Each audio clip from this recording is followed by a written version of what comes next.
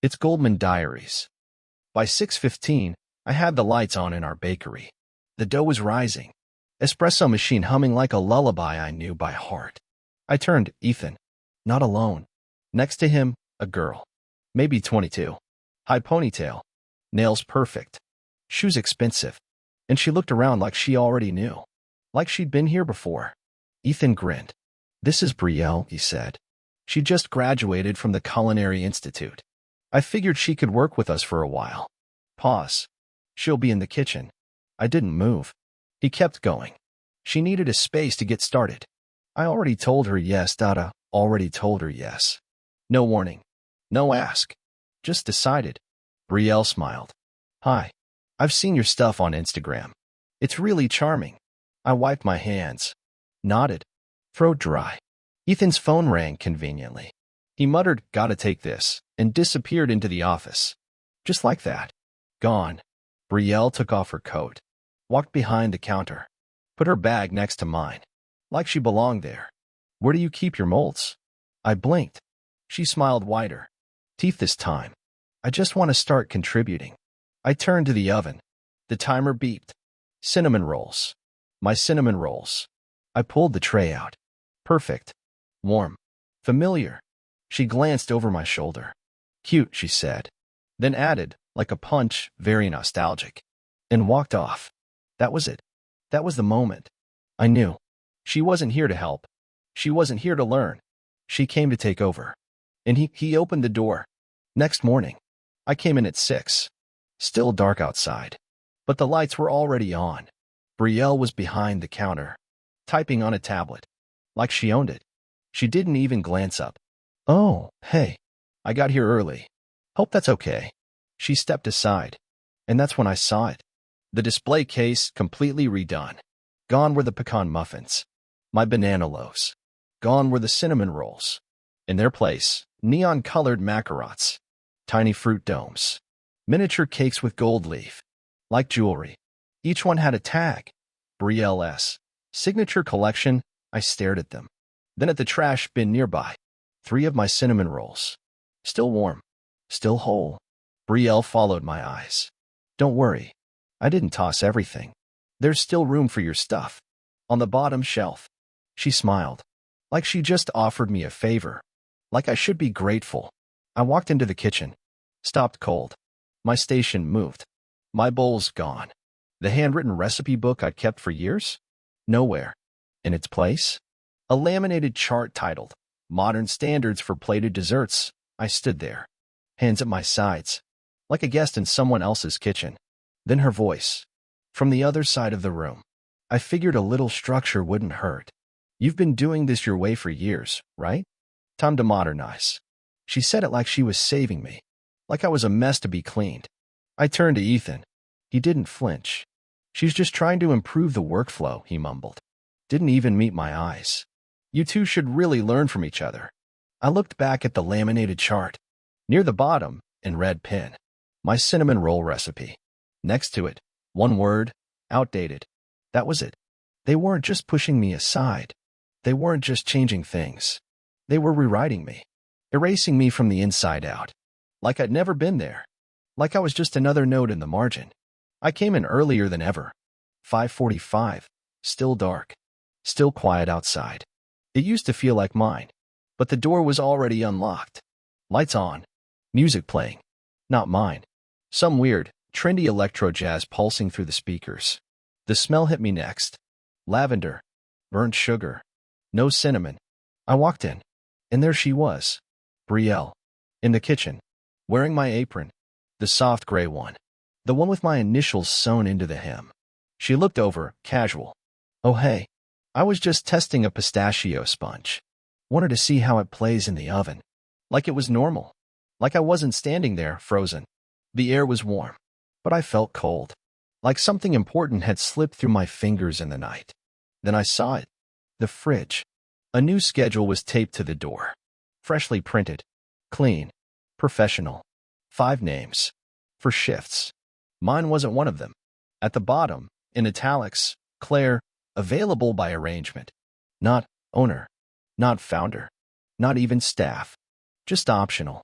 I walked to the fridge, opened it. My doughs? Gone. Replaced by perfectly labeled containers. Brielle, lemon curd, Brielle, passion fruit mousse on the counter, new gear. Digital scale. Silicone molds. Blowtorch. And pushed to the corner, almost hidden, my old espresso machine. Wrapped in bubble wrap like trash waiting for the curb. She looked up again. Didn't pause her stirring. I didn't get rid of anything. Just reorganized. It was getting a little cluttered. Cluttered. She called my life cluttered. I didn't say a word. Didn't trust what would come out. I walked to the back. Storage room. Closed the door. Dark. No windows. Just metal shelves and cleaning supplies.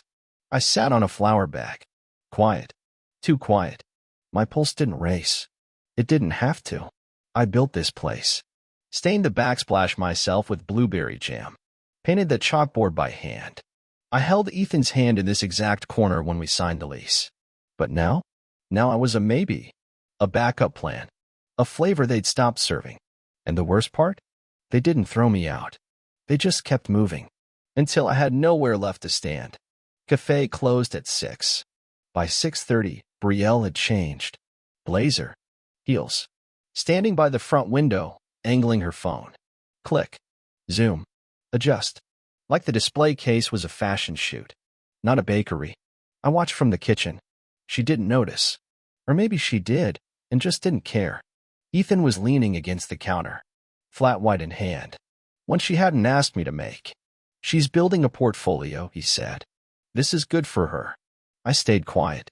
He stepped closer. Dropped his voice. Like we were in on something private. You've built something amazing here, Claire.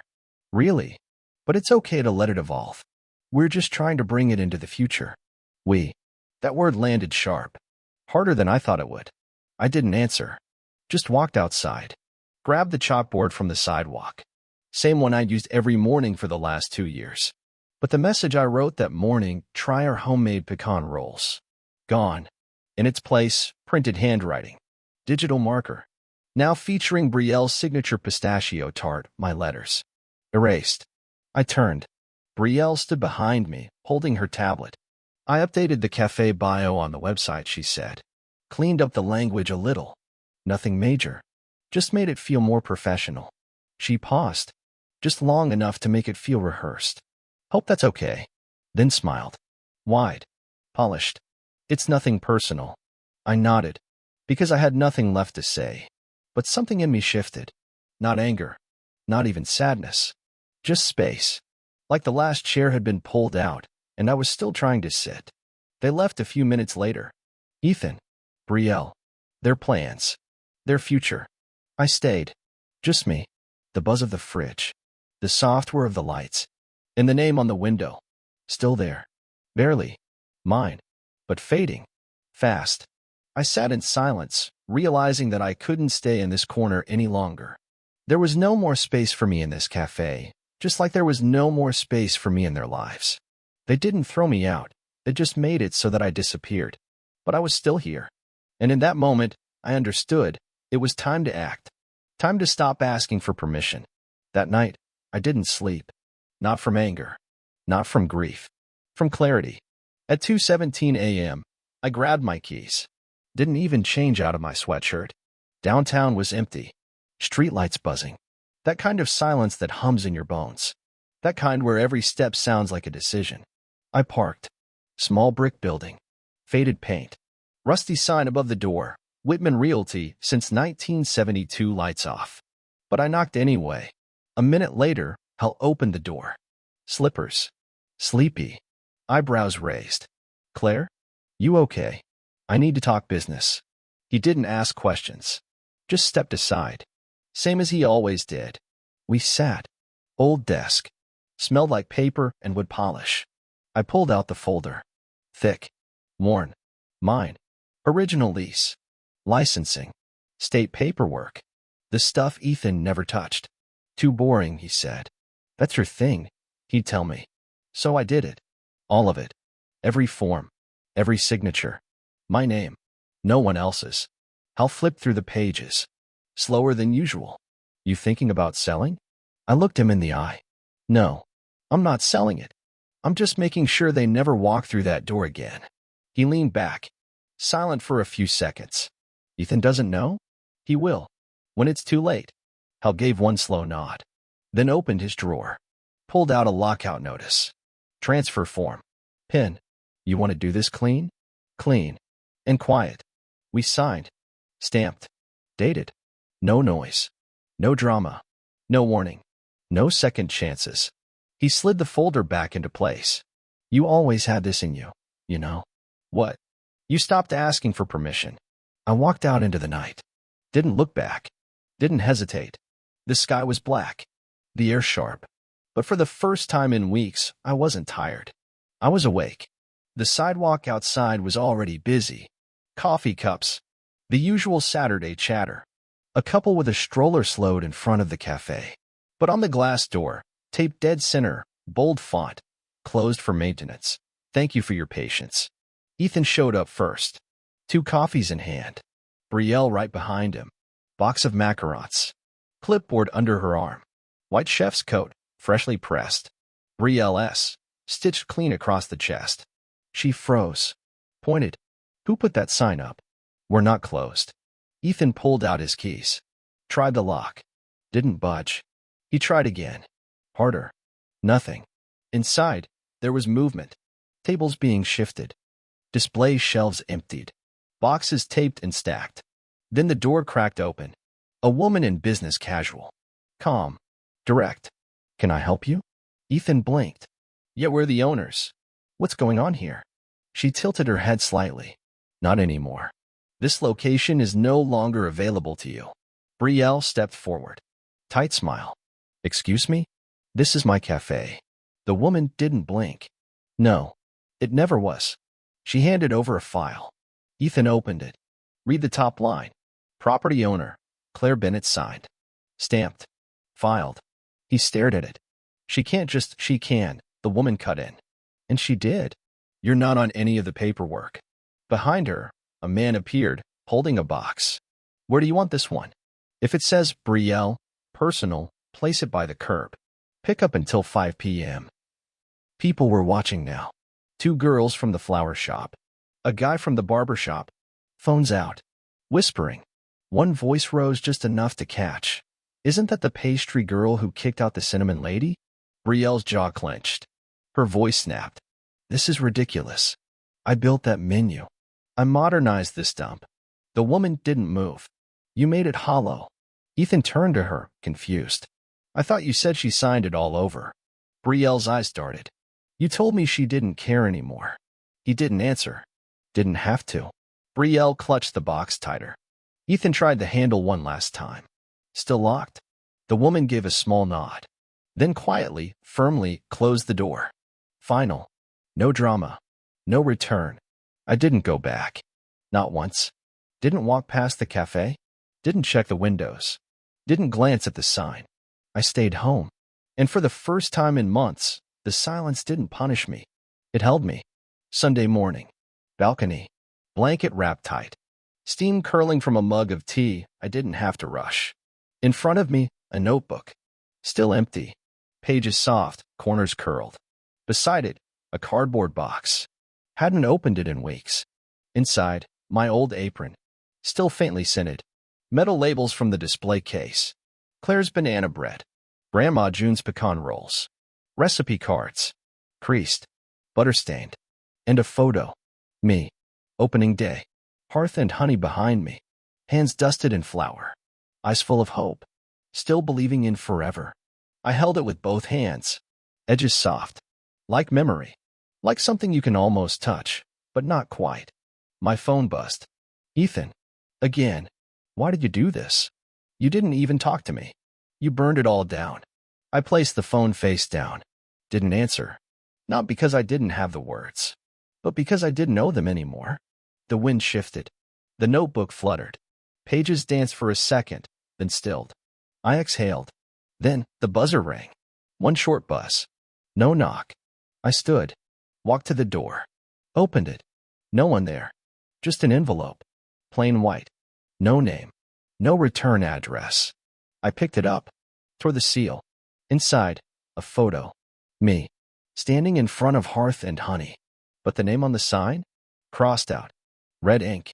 Thick. Aggressive. Slashed through like it never mattered.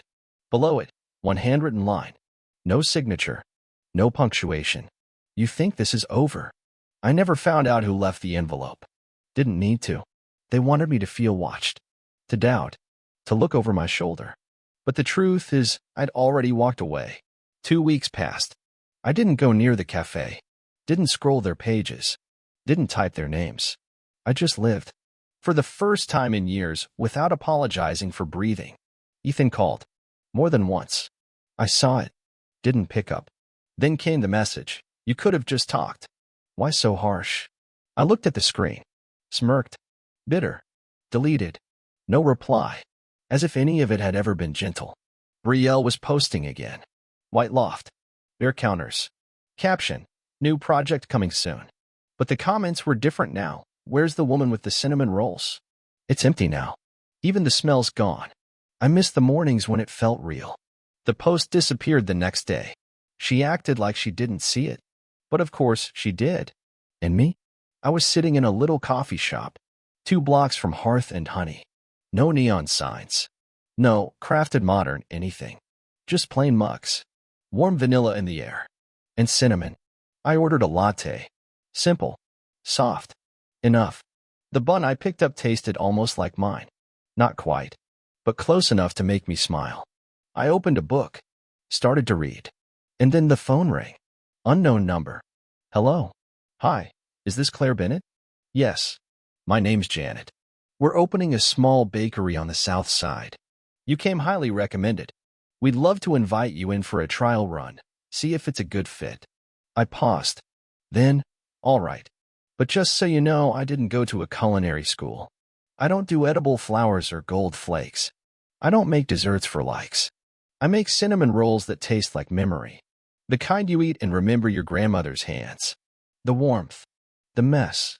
The love. Silence. Then she said, that's exactly what we need. That evening, I passed by Hearth and Honey. Not on purpose. Just walking. The windows were dark. The sign was gone. Only faint letters on the glass remained. Ghosted. Uncleaned. 2 people stood nearby. A man and a woman. They stared. Trying to remember. That place had cinnamon rolls, she said. Yeah, he replied. Every Saturday. Pause. Looks like it's gone now. Shame, they walked on. I stayed. Just a moment. And I thought, they don't need to remember my name. They remember the taste. And that's enough. I adjusted my scarf. Breathed in the cool air. And walked forward. Not toward revenge. Not toward proving anything. Just toward something new. Not loud. Not trendy. Just real. What do you think of Claire's story? She showed both of them who's boss in the house. Claire let herself be erased. Once. And then she took everything back for good. Without scandals. Without tears. Have you ever had a moment in your life when you had to stand up for your boundaries? Protect something you spent years building? Write in the comments. Subscribe, more untold stories are on the way.